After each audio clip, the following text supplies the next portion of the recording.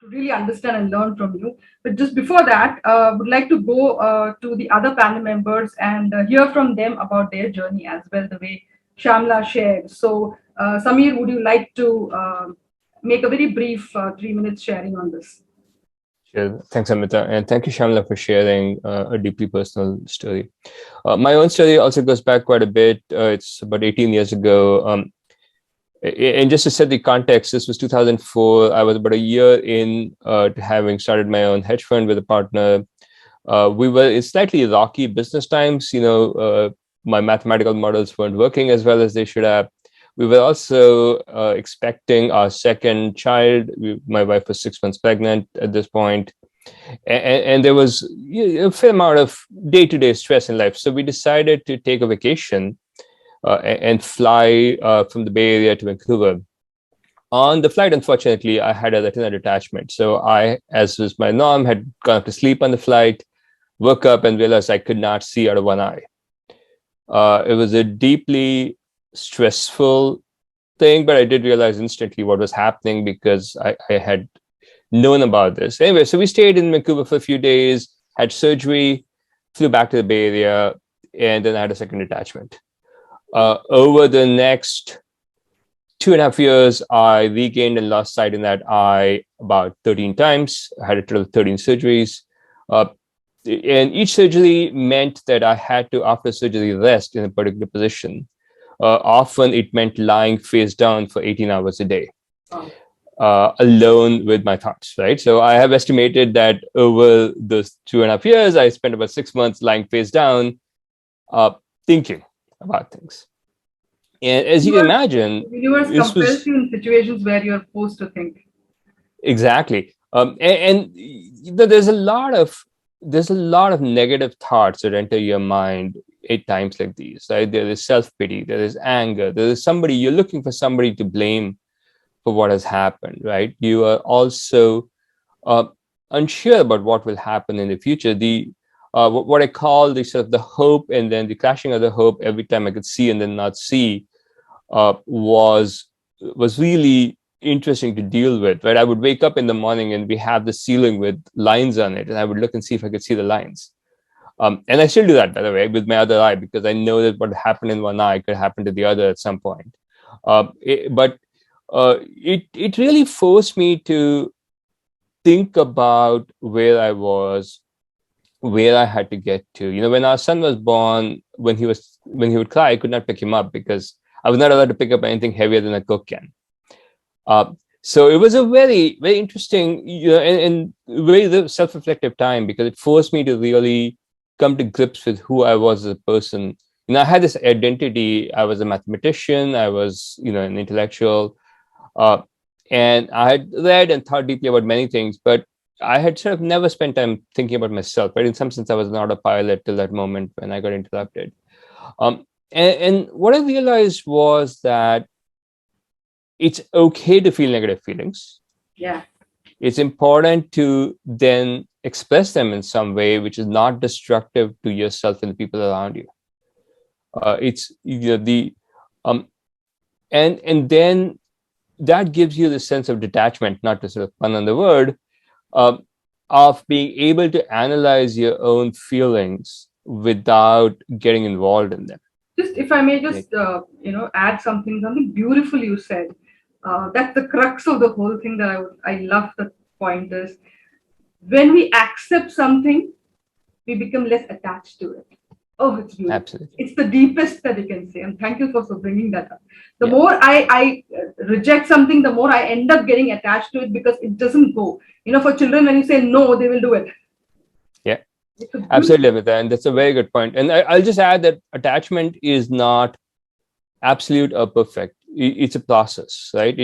Just even acceptance takes time, and it's never 100%, right? Even today, 18 years later, I wake up and say, oh, I wish that hadn't happened, right? But for the most part, I would say the things that helped me was, of course, friends and family. It was my wife bore the brunt of this and was a very strong partner. Our friends rallied around us, family did as well. And I think that really helped build the support structure on which then I was able to sort of move forward, right? I think meditation was a huge part of what allowed me to develop the calm, because um, I was working in finance at that time, and it's very, very by the minute. The markets move up and the markets move down, and then I had to constantly sort of strive for this balance between my short term, day to day actions and this longer term. And so I found that if I woke up in the morning and meditated before I actually started work, I could actually both navigate the shorter term day to day decisions, but also not let them get into my bigger life picture, right? Because there was a day when the market went down, we lost a lot of money, and then you think, oh my god, I'm going to go blind, I'm going to have this baby, and the markets are down, and my fund is going to fail, and there's a lot of negativity, and you need to make sure that you don't build a flywheel of the negativity, but it feeds into itself So and something, and so amplifies. just to bring this awareness is the so whatever happens, we, like you said, people just term it negative, and they say, oh, let me think of the opposite of the rainbows, of the sunshine. But this thing is coming. It's probably a signal for you to do something about it. So Yes, it's like fear, the basic fear that we had as hunters at one point of time was to save ourselves and not freeze, kind of. So what is that I need to do is something you need to sit with it, and people don't. absolutely. It's very uncomfortable, so sit with that. Yeah. Yeah. Absolutely. And I'll just end with one final thing, like Shamla from the Gita, Ma Phaleshu Kadachana, which is, do your duty, Yeah. don't worry about the results. And I interpret that in a slightly different way, which is, um, it's not that you don't care about the results. You care to succeed. You work hard to succeed. But the work that you do is in itself what you did. You cannot control the result, and beyond that, Yeah. you can. So even today, I will tell my teams, do what's in your power and do it to the best of your ability. And then beyond that, we will see what happens, right? And I believe that that's not worrying about things we have no control over really allows us to then focus on what's important to us and what we can control and do better. Yeah, and once that is over, once you've delivered, and if something was, didn't meet to where you ended up, you can do the whole process again. Stay with it, understand, Exactly. sense it, be mindful, look at the eye of the storm, get the aspect that could have gone well, apply it elsewhere. So that's the process is lifelong. And after three such attempts, the fourth time you'll be brilliant. You might even end up with a Absolutely. product that nobody expected. So yeah, that's the process. So thank you so much, Samir. Thank you for your valuable insight. Absolutely. Anyone, Dilip or Junko, would like to go next? Sure. Thank you so much for those stories. I'm still kind of like wrapping them around my head. So one of the biggest challenges, I think, when it comes to alignment of inner and outer, came to me in 2018 when I all of a sudden came into light language. And light language, a lot of people may not know in the spiritual world, but more and more is coming out. There are a lot of people who are doing code. Amrita, you and I met through that as well, where they're beautiful imagery or drawings that convey the energy of movement or movement within the body and the etheric bodies. When you come into this spontaneously, it's such a shocker. and it's so out of the realm of politics or business or anything that I've been experiencing in the past. Can you tell our guests here and maybe the audience what in a 2-3 lines what do you mean by a light worker? So light worker, light worker, I define as anybody who's working with energy. Like when you're talking about Reiki, you're channeling energy through your physical body. Light language is when you're actually channeling verbally a different language that is kind of like what a lot of people are saying, the original language of the human race, or like all these different races. Yeah, it's also a soul's language. Right. It bypasses the brain. very few people are doing research in this space, but if when you look at nanoscience and space science and technologies, we're slowly actually getting into this area. And this is where I'd love to see intersectionality of fields, from neuroscience all the way to physics and things like that. And I could totally geek out. But trying to fold that into your reality is a bit of a challenge. It was a bit of a challenge for me because I worked around, people who are in politics, who are in business leaders, like I have an Ivy League, stacked education, and no one around me was doing this. And everybody kind of thinks you're crazy because you're speaking a completely different language. You're making some noises that sound like language, but nobody understands what you're saying. And when I was reading your profile, the first thing that came to my mind is taking that concept to the leadership, to the top levels, to the rational world, and then that itself is a bridge and a catalyst and a storm coming up. So yeah. Right. Oh my goodness. Yeah. Talk about storming, right? Because it's an internal storm that you have to then work within the 3D physical context that you came into this world as, and really trying to not lose my mind and feel like I'm going crazy was one of the biggest challenges. And in 2011 and 12, I was introduced to Zazen meditation through a network of monks who were doing suicide prevention for a lot of male family members, so the head of households in Japan who were committing suicide right after the earthquake. And we already, in Japan, we already have a high suicide rate anyway. So they had coalesced in the 80s to provide these suicide prevention programming. And so I was introduced to a monk who then taught me how to do Zazen in our secondary post PTSD sort of internal work as a first responder. And that really helped me sort of ground myself, but also start looking within for answers. So I don't have any teacher or guru or somebody who I've been learning from, and finding little bits and pieces of information through movies, through stories that have been coming out, whatever story or book or magazine that I look at, and some words just start popping out. Being more emphatic and stick to my mind. And then that connects with a question that I've been, asking myself in the spiritual space.